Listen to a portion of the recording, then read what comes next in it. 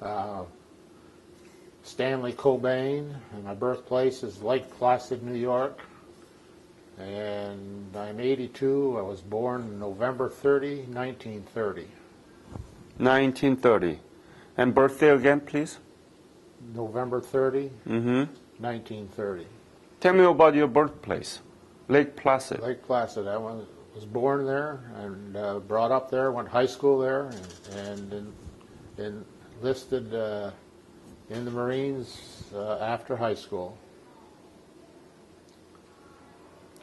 And how about your family there? There is no family there today. My dad was the manager of the creamery at the Lake Placid Club. Made ice cream and pasteurized milk and so forth. Wow. My mom was a homemaker. I have 3 younger children besides myself. We had 4 kids in the family. My sister, Cheris, was a student at Syracuse University, and she married a fellow, Peter Brott, from Syracuse University, who has a doctor's degree in infrared and ultraviolet photography out of the physics department. I have a second cousin, Edith Cobane, who was born and brought up in the Ogdensburg area, who was director of women's athletics at one time at Syracuse University. You know that I got the master's and PhD degree from Maxwell School of Syracuse University? I didn't know that. What a coincidence. Yes. Huh? Yes. So you are familiar with this upstate and what is that, Adirondack? Adirondack Mountains, yes. Wow. Yes. Beautiful place. Yes. Great place to go and visit and enjoy, but difficult place to make a living. And snow. And snow, lots of it. I skied competitively in high school and skied at Oswego competitively. Downhill or cross country? In those days, you had to be a 4-event person. You were cross country, downhill, slalom, and jumping. Oh. And my best part of it was the cross country. Cross country. I love it. I have Green Lakes very close to my home, and it's one of the most gorgeous lakes there. You know, it's designated as a landmark, you know, beautiful. And the color of the water is just unbelievable. It's a cobalt, you know. Oh, good to have somebody from the same region, huh? So when did you graduate high school? In June of 1948. Mm-hmm. And what did you do? In the summer times, I was a caddy on the golf course. Do you know what a caddy is? Yeah, sure. I caddied on the golf course, and then I enlisted in the Marines at July 27th, 1948. You enlist? Yes. Why? Caddy was not enough to get the money? My parents felt that I should have more regimentation than what I had at home, and I figured as long as I was going to go in the service, I was going to go in the hardest one there was, which may not have been very smart, but I went in the Marines because I thought it was harder than any place else. So. And you didn't know anything about Korea around the time that you enlist yourself? Never heard of it. You never heard about Korea? No. Not during the history class? No. Anything, did you know about Asia? I knew about China, but that's all. I didn't know anything about Korea. Not even Japan? Yes, because of the World War II, but other than that, nothing. I'd never heard of Korea. Had you imagined that you would be ending up fighting for Korean nation? No, never thought of it. Now, what do you think about it? Great experience. Very good experience. In terms of? you see part of the world that you would never see otherwise. In those days, Korea was a very poor country, and the people were very poor. Lived at a standard of living that was totally different than what I had ever seen or experienced. Where did you get the basic military training? Paris Island, South Carolina, as boot camp. And after that, I went to Guam for nearly 2 years for advanced jungle training. And in February of 1950, a typhoon blew our camp away on Guam. And so we lived in pup tents for a couple of weeks until they could get shipping in from the United States to take us back to the United States. So in the latter part of February, first part of March, we were transported back to Camp Pendleton in California. And we were there at Camp Pendleton when the war broke out. Oh. I happened to be in the Marines at the time that the war broke out. I was in the most highly trained organization at that time. You must be, because you received the jungle training, right? Yes. Tell me about the jungle training. What kind of actions did you involve there? Infantry and tactics with reference to fire teams and squads and attacking hills and coping with the jungle and the sawgrass. It was different than anything I'd ever seen before. We had mock trainings to take pillboxes, mock trainings to take caves, battles along the roads, of course all with blank ammunition, and the tactics to be able to attack. Not necessarily defense, it was always attack. Learn how to attack this, how to envelope, if you know what I mean by envelope, around the sides. Yeah. We did that for nearly 2 years. Did you learn survival technology? You know, when you're short of sea rations, you got to eat something? Not unusual? No. No? No. I don't remember anything like that.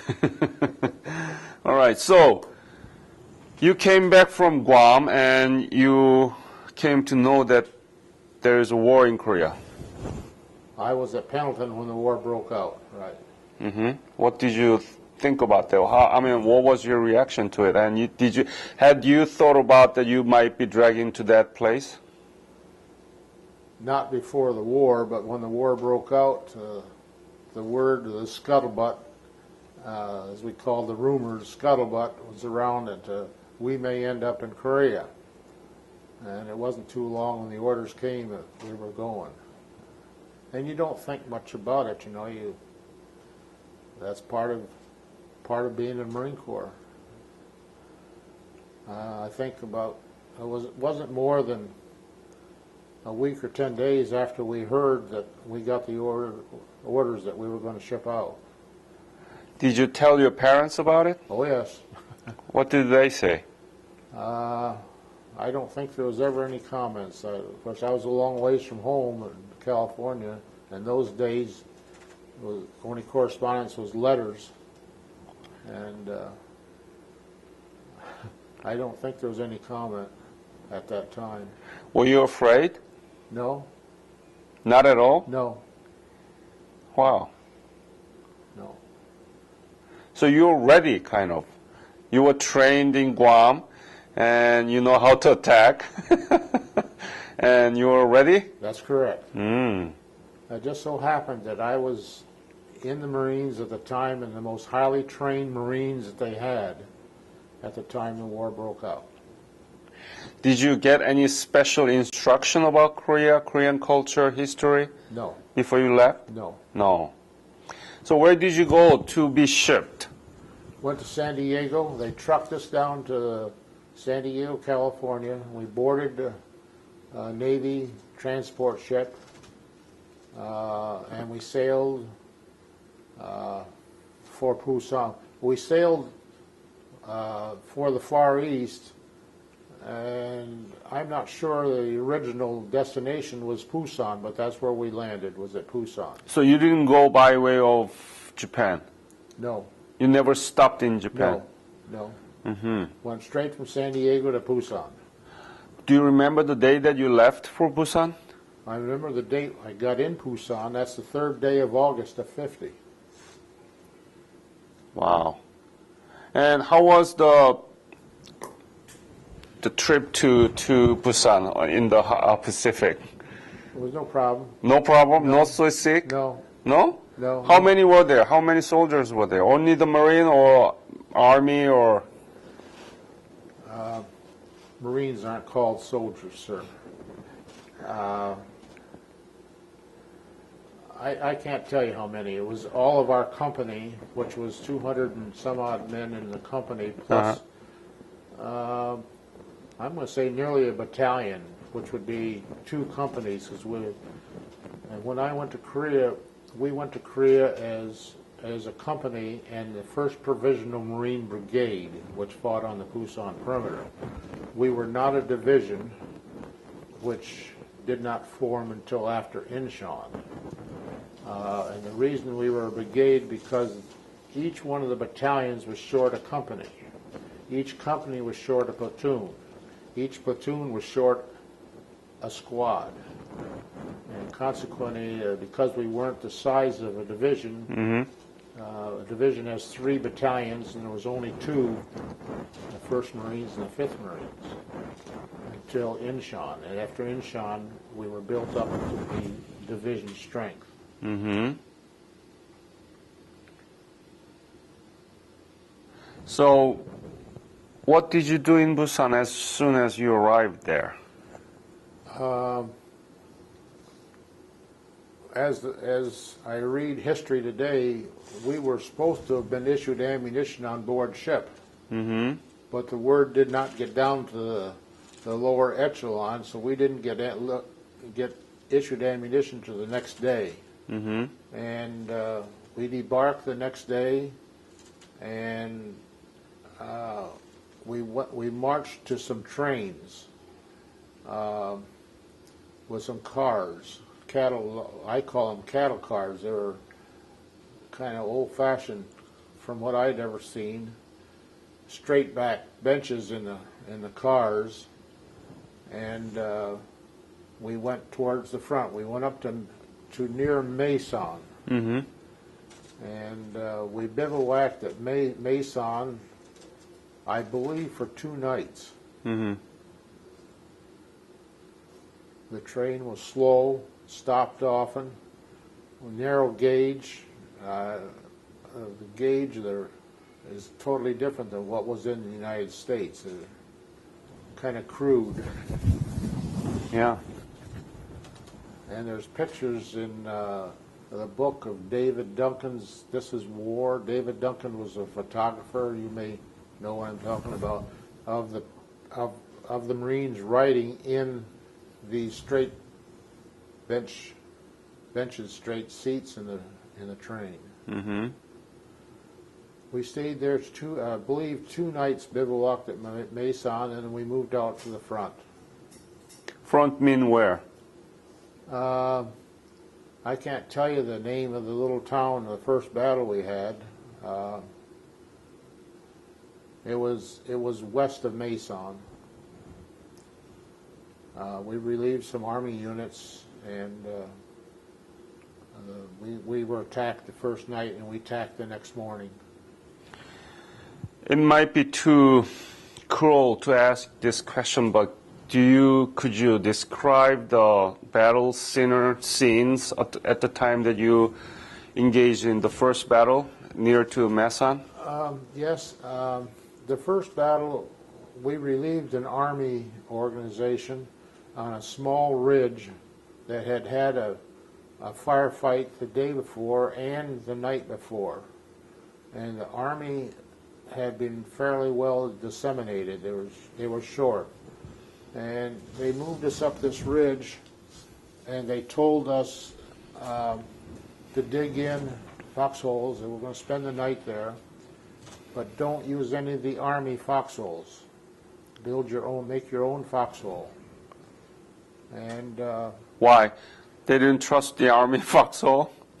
no, I don't know if it was for sanitary reasons or whether we had our own lines, I don't know. But we were told don't use the Army foxholes. And while we were digging in that afternoon, there was a higher, we could look, and to our right there was a higher ridge. We were on a lower ridge, and we could see what we were told, South Koreans going up to the higher ridge to protect us. And we watched them file up, march up, or walk up this higher ridge. We watched them most of the afternoon. And the next morning, we were being shot at from the higher ridge. Well, in those days, radios weren't like they are today. Anytime you had a mountain between the two radios, the radio didn't work. It was basically what they called a straight line radio in those days. And it was a communication error. They were North Koreans we watched go up this higher ridge. So we attacked the next morning. The first platoon got beat back and suffered almost total casualties. And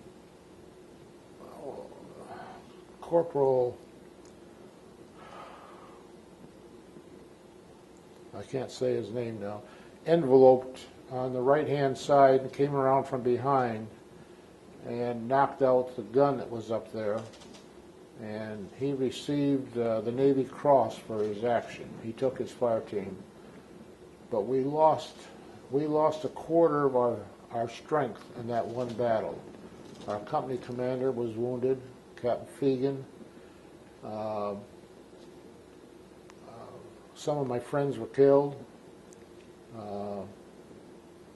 After we took that hill, that afternoon, we took the hill and it was flat on the top of the hill and went over, dug in on the back side of that hill, and we stayed there that night, trying to recoup, reorganize, and I have friends that were killed there. Tiny Carlton was killed there. Wurtzball was killed there. Batluck was wounded badly there, but it's one of the many battles that you were involved in. What were you thinking that you saw many of your friends killed and wounded and, you know, that severe battle? You were in Nakdong perimeter, right? Later we fought on the Nangtong, right? Yeah. What were you thinking? You know, I was a point man for several of the hills that we took, and you get to the point where you almost feel like you're invisible. Nothing's going to happen. You're invincible. I don't mean that I never was scared, because I was scared, don't get me wrong. But you get to the point where they aren't going to get me.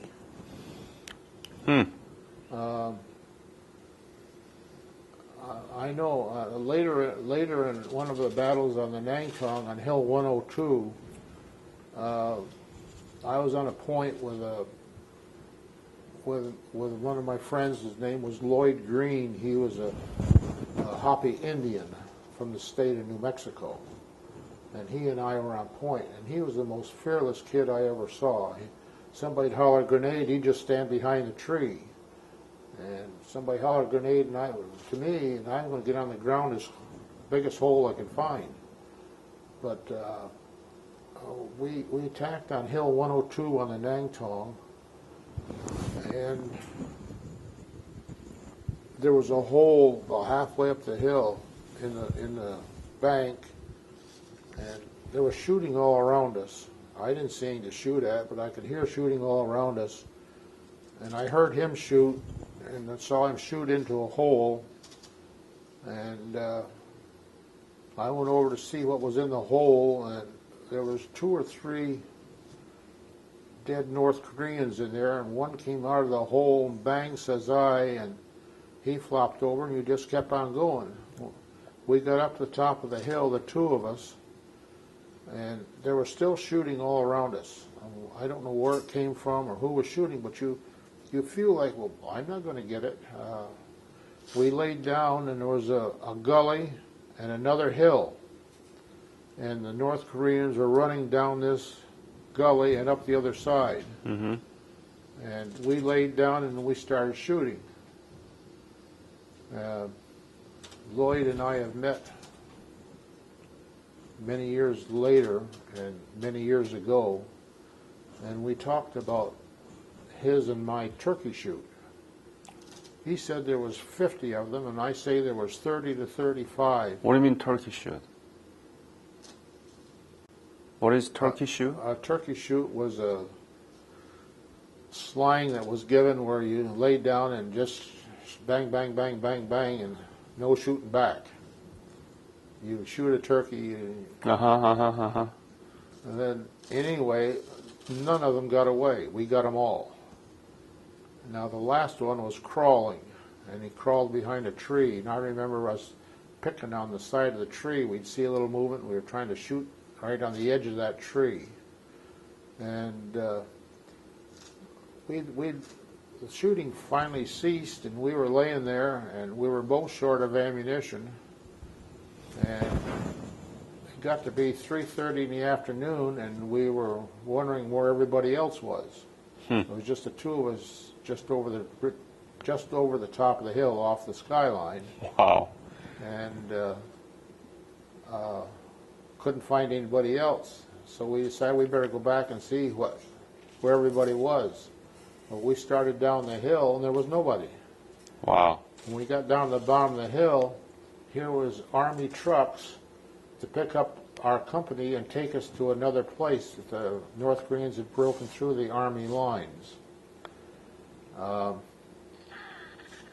You can read all sorts of books today on the Army lines kind of faltered in those days, and if you read the books about the 1st Provisional Marine Brigade, they got to be called the Fire Brigade. And the Fire Brigade is because they filled the holes in the Army line. And we were moved from place to place to place to put out the fire, to eliminate the hole in the Army lines, or sometimes in the South Korean lines. You didn't get wounded out of that battle? No, sir. I did not get wounded at all at Pusan perimeter. I fought the whole length. They took us out of the Pusan perimeter, I think the 6th day of September of 50, and put us on board ship at Pusan, and we received replacements from the States. Some of us got promotions because we had lost so many men. I got promoted to be a fire team leader, and I made first wave Green Beach at Incheon. When you were headed to Incheon, did you know your mission? Yes. What did they tell you about it?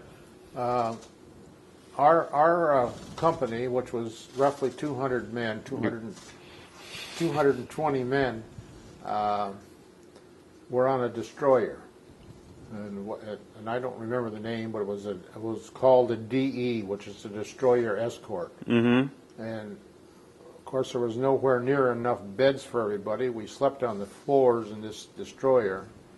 My floor happened to be in the kitchen, right in the mess hall.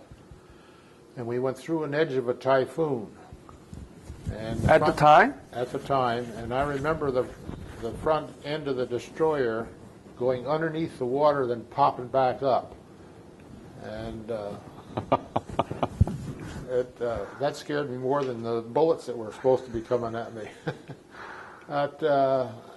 And I landed on first wave at Green Beach, which was on Wolmy-Do. There was 3 beaches at Incheon: red, green, and blue.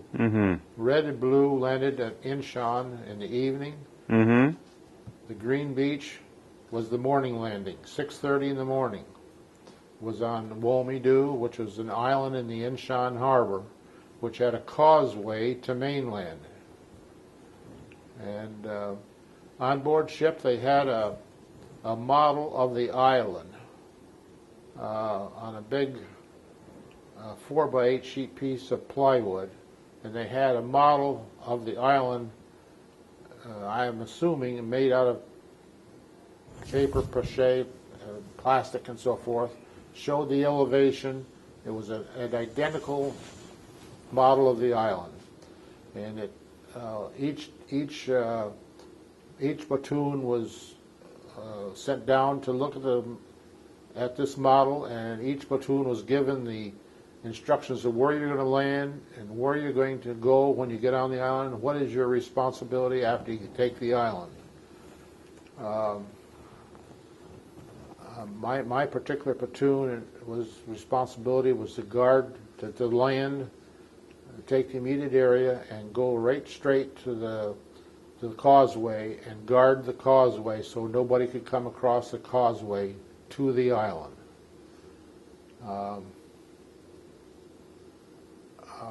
My company was H Company, 3rd Battalion, 5th Marines. And there was 13 men in a squad. I'm the only one left out of that squad. Everybody else has passed away. Oh. Several of them were killed, but I'm the only one left out of that squad. We landed. Why is it important to have Wolmido in our influence?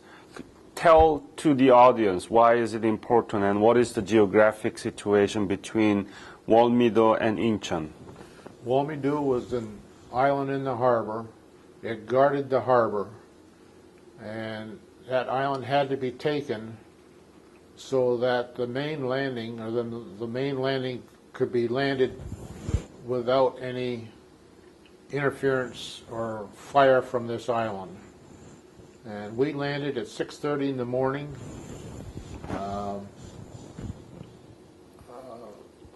There was several waves. I was the first wave. We had tanks on shore on the third wave. Our company responsibility was to the left-hand side of the island, which today is an amusement park. George Company also landed. They landed in the second wave, and they took the hill on the island, and they hoisted the flag over the island. Were there any severe resistance from Wolmido? Yes, we had resistance. We were fortunate nobody was killed in the invasion.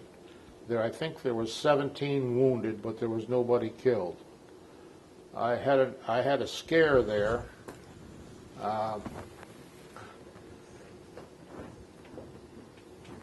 On landing in the sand, there was barbed wire on the beach, and I was crawling in the sand trying to get away from the barbed wire, and I got my cartridge belt hooked onto the barbed wire on the beach.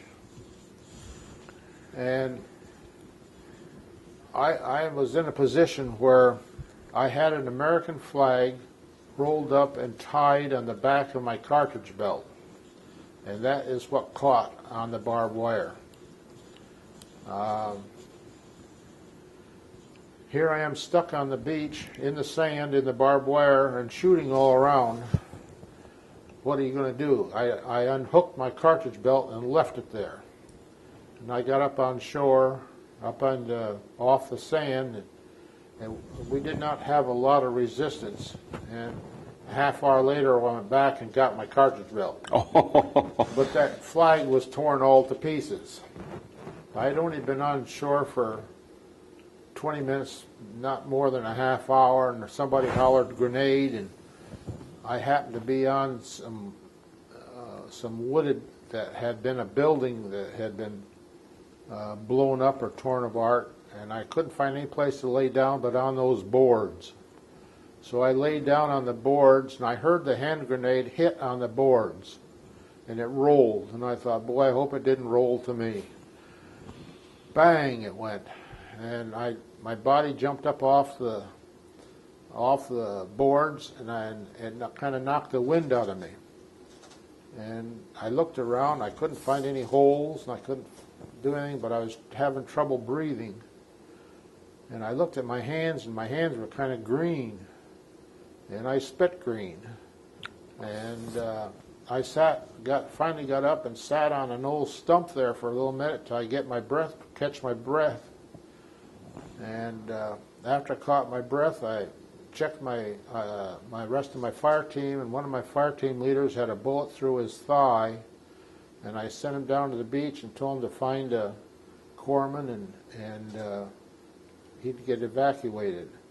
He had been a replacement from the States, so he had actually been in combat for about 20 minutes, and he got hit. Oh. And come to find out, we believe that what the hand grenade was a World War II Japanese concussion grenade that had been thrown at us. But we took considerable number of prisoners, and we went over and set up a bazooka and a machine gun. So you were not wounded? No. Out of that grenade? No. Wow, what a lucky man you are. I am, in more ways than one. When you get down the line here with other things, I'm one that's not supposed to be here. Oh boy. We went down and we set up our defenses, and at the end of this causeway, went to mainland, and set up a bazooka there and a machine gun and riflemen on each side, and we stayed there all day long. Nobody tried to attack us. We didn't have any incoming, no shells, no mortar, no artillery, nothing inbound. The main landing on the beaches red and blue came that evening at 5:30. And during the night, after dark, we walked across the causeway into Incheon, and we were reserve at that time. The rest of the 5th Marines was in the point. And we walked through Incheon, and we set up defenses on the other side of Incheon during the night. Let me stop you there. So there were North Korean soldiers in Won-mi-do, but you outpowered them and you cleared them out of Won-mi-do? We cleared them from Won-mi-do, and there was over 100 prisoners taken at Won-mi-do. There was considerable number killed, don't get me wrong. And one instance on Won-mi-do, there was a bunker with a big hole in the ground on the hill. And there was shooting from that bunker and machine gun fire. And George Company attacked that bunker and that hole.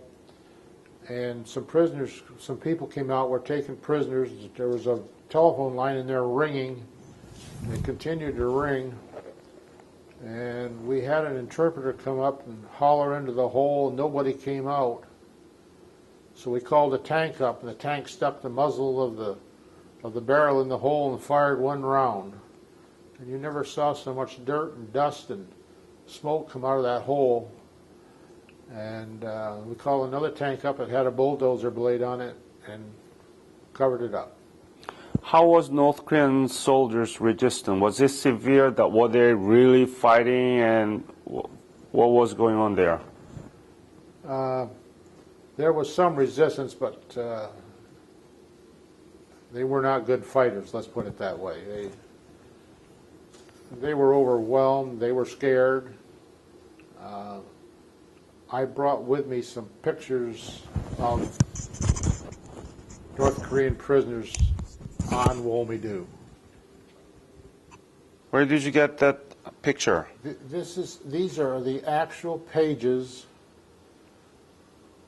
of a newspaper, the London Times, from London, England. These pictures were taken by a British photographer and published in the London Times, and the date is September 30, 1950. Where was it? This is taken on Woolmeadoo, on the western side of the island. And these are the prisoners that we took. I don't think you've ever seen that. No. I have never seen these pictures anywhere, whether it be in any of the Marine bases or the Marine Museum at Quantico. I've never seen these pictures. Here's one sheet.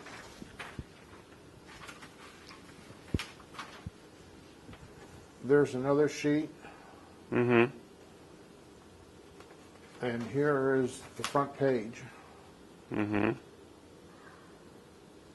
London Times, London, England, September 30, 1950. And that's about Woolmeadoo, right? Woolmeadoo, right. Mm. So you landed in Woolmeadoo in the morning, 6:30 in the morning on September 15th. That is correct. And then Red and Blue came in the evening. In the evening. And they landed in Incheon. Right.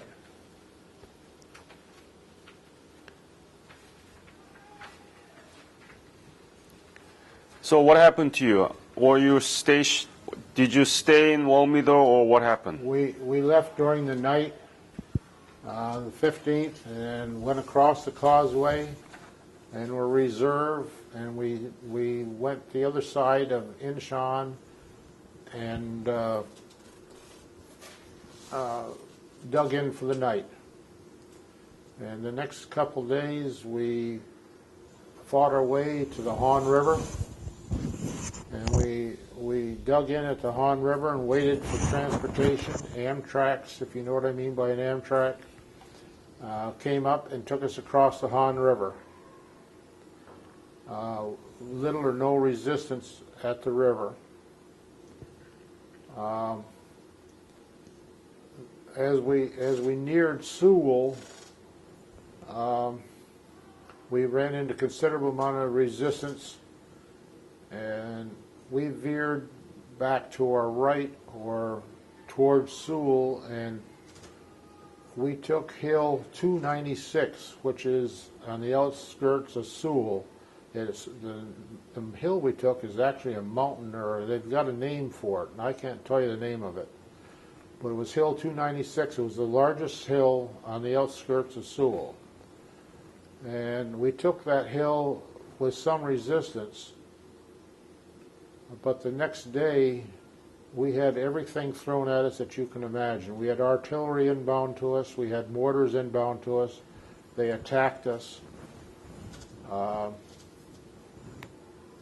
the 23rd, in the morning, about 10:30, we had a tremendous inbound volley of mortars. And we all were dug in, and I got hit in the morning of the 23rd of September. I was in a foxhole, and I apparently stuck my head up at the wrong time, and a mortar went off right close behind me, and I had shrapnel into my neck. A piece of metal went into my neck, right here. Where? See the scar? Yes. And it hit the bones in my neck and splattered. Mm-hmm. And the biggest piece was cut out over here. Wow. And I have the biggest piece. There are 7 pieces still in there. In your neck? In my neck. This is the biggest piece that they cut out. Can you take it out? Show to the camera. That's the biggest piece. It was cut out. There's 7 pieces in my neck. I was in a situation that no one wants to be. I was paralyzed. My whole body felt as if it had gone to sleep. Like when your foot goes to sleep, my whole body felt that way. Couldn't move anything. I found out I could spit. I couldn't talk. I'm in a foxhole, and I heard the check down the line. Everybody checks one foxhole to the next foxhole all the way down the line, and my foxhole buddy, I heard him call the corpsman. Cobane's hit, Cobane's hit. And they came and took me out of the foxhole. I was totally limp. I couldn't talk, but I could spit. And the mortar barrage ended, and the attack ended, and the enemy, the North Koreans, were repulsed. And they put me on a litter, and I was carried to a nearby bump on the hill we were on. And that was Hill 296. Hill 296. There's a name to that hill, and I can't tell you. It starts with an A. A? Outside of Sewell. We could look right down into Sewell. And there's a university up there somewhere. And it was the road that led out of Sewell that went to the northwest. The North Koreans were retreating out of Sewell up that road. And that morning before I was hit, they were retreating out there, one right after the other, and we were shooting at them, long ways away downhill. I was put on a litter, and I was air vac'd off that hill to Kimpo, which is now Sewell International. Yeah. I remember being put in a helicopter, and in that time frame, which you read it afterwards, there was only 4 helicopters in Korea during the Pusan perimeters and Incheon up to Sewell the 26th of September. There was only 4 helicopters, and the Marines had them. They were supposed to be experimental helicopters. They were Sikorsky HO-3s, and they were a single pilot. They were rather narrow, and they had a single pilot, and they had a bench behind the pilot where 2 people, if you sat close enough together, could sit on this bench behind the pilot. But the Sikorsky HO-3 had 2 windows, one on each side, and they could take the litter and stick it through the helicopter, and part of the litter would be hanging out on each side of the helicopter. And they shoved me through this helicopter, and I don't know how they tied us down or they fastened us. If they did, or I have no idea. But I remember the wind from the rotor beating on my legs that were sticking outside of the helicopter. And they took me into Kimpo Air Force, and I remember being at Kimpo and a red tube coming down. And I remember airplanes, and I remember an argument. We got one more litter patient for this airplane going to Tokyo Army Hospital. Tokyo? Tokyo Army Hospital. And, well, you can't take this guy, he's a Marine. We don't give a GD, put him on the airplane. We can't, he's a Marine. This is going to the Tokyo Army Hospital. And then more profanity, and put him on the thing. So I ended up in the Tokyo Army Hospital. And I was in the Tokyo Army Hospital, and if I was the only Marine, that's the only thing I knew, is I know when the little Japanese girls came around to wash you, the Army fellows in the hospital were screaming and looking for help, but there'd be a whole flock of these little Japanese girls around to wash me and take care of me, and all they could say, "Are you Marine? You Marine? You Marine?" And there'd be 6 or 8 of them taking care of me, but the Army guys hollering for help, and they weren't paying any attention to me. I was in Tokyo Army Hospital for a month, paralyzed. Still paralyzed? Still paralyzed.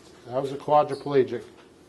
And one day, several weeks later, I found out I could move a toe. And all of a sudden I had nurses and doctors and little Japanese girls and move your toe, move your toe, move your toe. And I then was airlifted from there to Tripler General Hospital in Honolulu. I was there for several days. I got my hair washed for the first time there. They put me in a bed that the bed could be tipped upside down and put a rubber mat underneath my hair and wash my hair into a bucket on the floor. And when they set the bed back up normal, I was dizzy and passed out. I was there for 3 or 4 days. Then I was airlifted to Vallejo Naval Hospital outside of San Francisco, where I spent several months there. I learned how to walk again there, but my arms were still paralyzed. And then I was airlifted to St. Albans Naval Hospital on Long Island, outside of New York, and I spent the rest of my time there.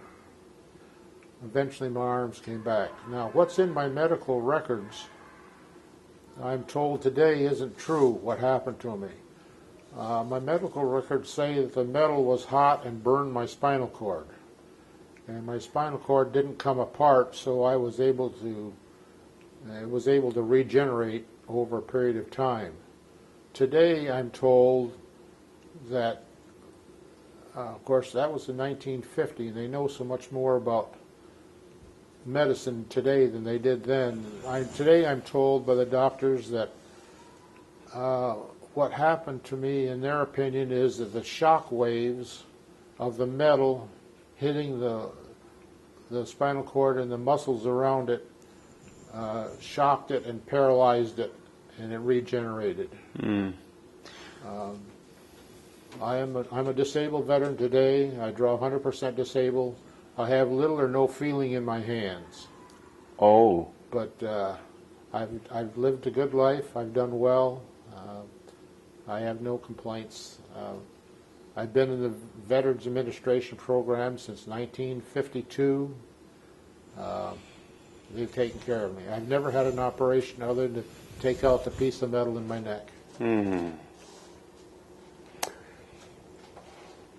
Did your family know about your wound? When I was in the hospital in Japan, the Red Cross wrote a letter to my mother. My mother got the letter before the telegram came from the government that I had been wounded. I never told my mother that I had been hit in the neck. I had also been hit on the hand, and this knuckle was all no skin on it, so I used that as an excuse why I couldn't write my mother. And so all my mother knew was that I had a hand that had been wounded. When she got the letter and I had a wounded hand, she wasn't too concerned, as I learned later. But then when the telegram came from the government that I had been wounded, she then became real concerned. And the first time I went home from the hospital, they wouldn't let me go home by myself, as I had no way to feed myself or to do anything because I had nothing in my hands. My hands were totally paralyzed. So my younger brother, who was 13, I believe at the time, maybe 14, I paid for him to come to the hospital from Lake Placid down to the hospital on Long Island, and he escorted me back to my home because I had no use of my hands. And I went home, and when my parents saw my condition, they weren't very happy. They were shocked because I hadn't told them the whole story. Do you still have that letter you wrote back to your mom? You know, I do, and I don't have it in my personal belongings, but it is in the hands of my children. They've got it. Are you willing to share that with us, my foundation, so that we can scan it? If I could find it and get it back, I'd be glad to share it with you. Yeah. I had an incident on the Busan perimeter. We'd been on the front lines for a week or 10 days and hadn't washed and hadn't brushed our teeth, nothing but sea rations, and they took and put us back at what they called the bean patch at Maison. The Maison bean patch is where, when you came off the line, they took and put you back and set up your pup tents, and we had R&R more or less. We weren't allowed to go anywhere but on the base. And there was a river by, and we had a tank down at the river, and we could go down and jump in and bathe ourselves and wash our clothes. We had been there for several days, and every day a South Korean lady would come around, and she had a woven basket 2 feet across, and she was selling peaches, and she had a round watermelon. I had never seen a round watermelon, about the size, bigger than a softball, but anyway, she was selling them, and she couldn't speak much English. All she'd say was 100 won, Joe, 100 won, Joe. Well, we had strict orders not to eat anything that the natives had. She had peaches, and the fuzziest, nicest looking peaches I ever saw, and this one watermelon. And we'd been there for 2 or 3 days, and we're still living on sea rations. And those peaches, they're the fuzziest, most beautiful peaches you ever saw. So one day I got brave, and we all had money. We all had money we had taken from dead North Koreans, and they had taken the money from dead South Koreans, and we had wads of money. So 100 won was nothing. That wouldn't even make a dent in the money we had. And I paid her 100 won for one of those peaches, and I ate the peach. And I'm going to tell you, you talk about a delicious peach, that was it.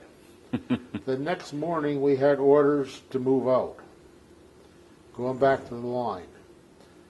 I didn't get up the road 100 feet, and I had to go. Off the rice paddy, off my rifle, off my pack, off my breeches, and I could have drilled a well right there.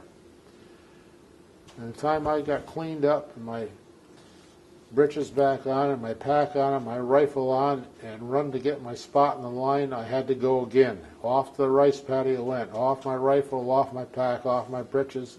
I did that all day long. That night, I went to sick bay and checked in, and Corpsman said to me, what did you eat? I told him I had a peach. He says, you know you have orders not to eat that peach. I said, that's correct. He says, you know I can have you court-martialed right now. I said, yes, I know that. He says, well, I won't turn you in if you promise you never eat another one. Well, I promised I wouldn't eat another one. And he gave me a round white, it looked like a wafer that you get in church, but he said, put that on your tongue and let it dissolve. Well, I did. Well, that didn't have any more effect on me than a man in the moon. But I have the letter I wrote home to my mother and asked her to send me some cheese and peanut butter.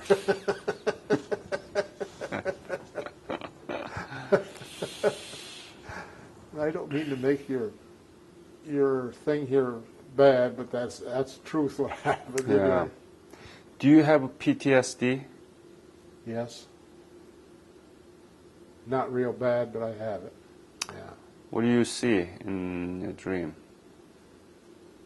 I'm being chased. That's the craziest thing you can imagine. I'm being chased, and I don't have any ammunition. And I eventually fall into a hole or off a cliff, and I wake up. But I've talked to the VA doctors, and they know that's not unusual from what I understand. So I don't know why I'm being chased. Sometimes I'm being chased by the enemy and I'm running. And other times I've been chased by a tank. I've been chased by a motorcycle. What was the worst moment, except in addition to the day, the September 23rd, that you were wounded by the scrap of the grenade? I mean the artillery. The mortar. Mortars, yes. What was the worst moment, except that, during your service? Back on the Pusan perimeter, almost being forced to go to an honorary funeral or an honorary memorial to some of the fellows that were killed that were my friends. Funerals and participation in funerals to me is the hardest thing for me one of the hardest things for me to do. And I remember when Wurtzball was killed, I wanted to have a memorial, and that, to me, that was difficult for me. That's the hardest thing for me to do. So, when were you awarded with the Purple Heart? I was in the hospital at Tokyo Army Hospital, and an Army captain came around and pinned it on my pillow. Oh, right away. Right away. I never got any paperwork with it. Of course, it's in my records, but some of the fellows got paperwork with the Purple Heart, the date, and so on and so forth. But they just pinned it on my pillow and left the Purple Heart box on the bed beside me. And your hat too is for the guys who have a Purple Heart? Say that again, sir? Your hat. Yes, that's correct. I am a member of the veterans organization called Military Order of the Purple Heart. Mm-hmm. Here in Massachusetts, at this time, I'm the judge advocate. Have you been back to Korea? Yes. When? In 1997, I went back on a return visit, sponsored by MPVA? Pardon? Ministry of Patriots and Veterans Affairs? Yes. It was paid for, the majority of it was paid for by the South Korean government. Yeah. And we went back for a week. Didn't find much that I could see that was the same. Everything had changed. What was your feeling to see the completely changed Korea? So, it was nice to see that the people had advanced so far so quickly. For instance, from Womidou to Incheon, that causeway is just a road now. It's been filled in. The mud flats, whatever you want to call it, between Womidou and is all land. Womidou is forested now. When I was there was no trees on it. Everything had been blown off. What I mean was artillery and naval and burned off with the Marine Corsairs and so forth. And the beach we landed out at Womidou is now an amusement park. It was totally different. I couldn't find on the hill 296. I went up 296, tried to find my foxhole, and the top of 296 is now a military radio command or some type of command. And I was fronted with the South Koreans around this guarded area up there. They wouldn't let me get any farther. And one of my friends said to me, Cobane, he says, wounded in 1950 on Hill 296. Don't be killed in action and killed in a non-action in 1997 on Hill 296.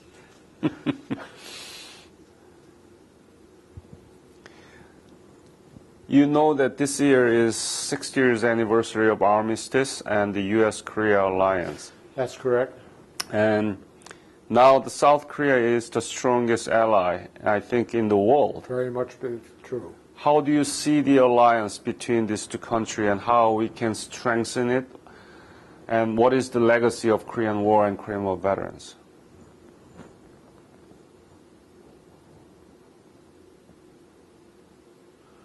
Well, I don't think there's any stronger partner than what South Korea and the United States have. They're very, very strong, good people. I don't see any breakdown or any possibility of ever any breakdown between South Korea and the United States. I have the utmost respect for those people. I saw what they went through during the war. I have pictures in various books of the peasants, wounded peasants, beggars. Today it's just the total opposite. Industrialized, working people, good people.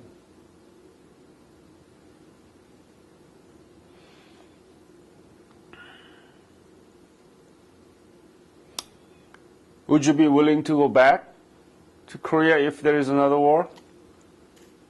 I don't know if they want me. I would go back, if I was to go back in a supervisory or advisory setup, I'm sure I would go back. I would go back today. Korea is modern, maybe more modern than many of our communities and counties and states here in the United States. Yeah. They've come a long ways in a short time. I have nothing but respect for the Korean people. My book is coming out about how we achieve one of the most rapid economic development, but at the same time, how we achieve the democratization. We are the strong democracy, one of the most substantive democracy in East Asia. Japan has been known for democracy, but they're very rigid, and it's a different. So my book is talking about how we achieve these two biggest goals that any other country wants to achieve, the democratization and rapid economic development. And we couldn't do it without your blood and your sacrifice. Thank you. Thank you. I appreciate it. What is the impact, overall impact of your service during the Korean War upon your life? Well, Do you regret? no, I don't regret it because I've actually lived a pretty decent life. I've been able to do lots of things that maybe I wouldn't have done otherwise. After being discharged from the military, When were you discharged? the 7th of March, 1952, discharged out of the military and out of the hospital the same day. Mm-hmm. I went and applied and was accepted to go to school at Oswego State Teachers College in Oswego, New York. That fall, I entered college as an industrial arts major, which is in our lingo a shop teacher. Mm-hmm. That's what I mean. I was a poor student in high school. I did very well in college that one year.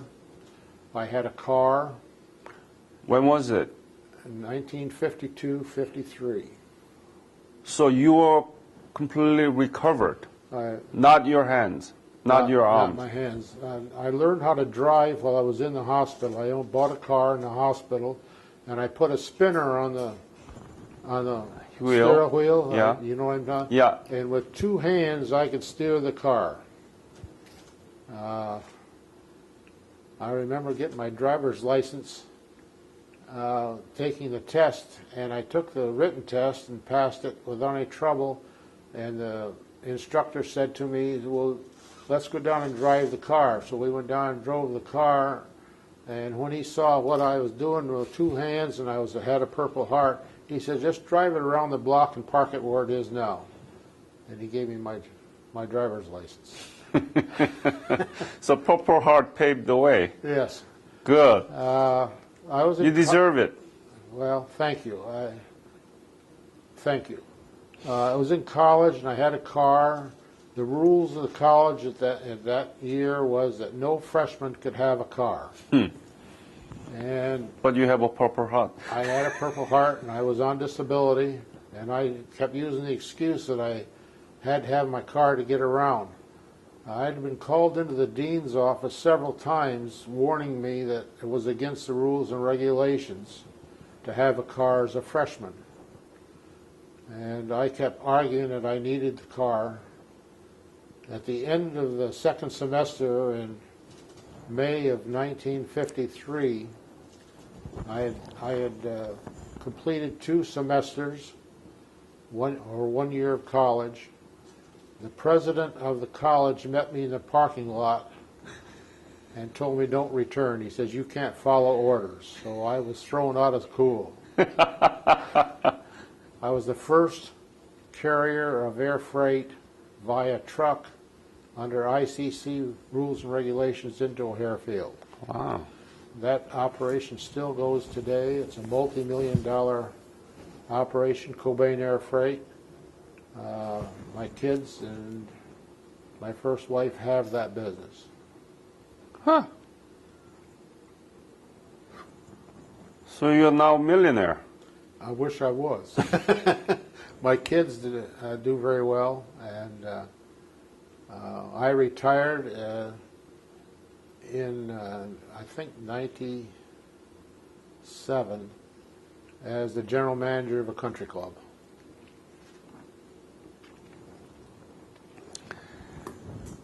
Anything you want to say to this interview?